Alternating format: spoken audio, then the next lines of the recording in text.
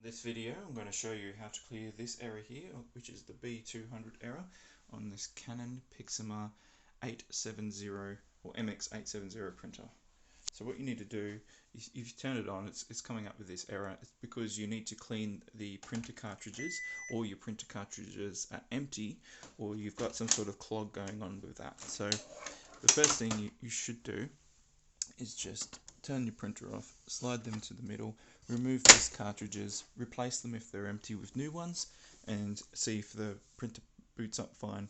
If it doesn't, then I've got another video to show you how to clean the printer head. Essentially take out all the cartridges and remove the printer head and wash it under a tap, dry it out, and then reinsert it. And then if that doesn't fix it, then you need to do this part.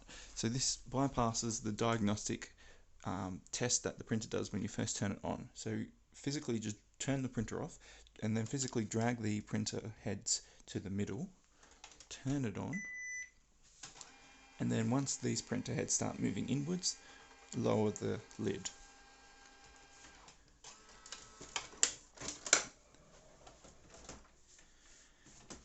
Absolutely worst case, you will now have functionality of just scanning, faxing, that sort of thing. If it doesn't need the printer heads, that side of the printer will now keep working. And if you're lucky like me, I've replaced my ink cartridges with new ones.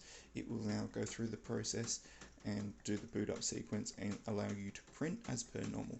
So hopefully that helps you clear that error, and if it did, leave a comment, or if you've got another tip, also leave a comment and a thumbs up. Alright, thank you, bye.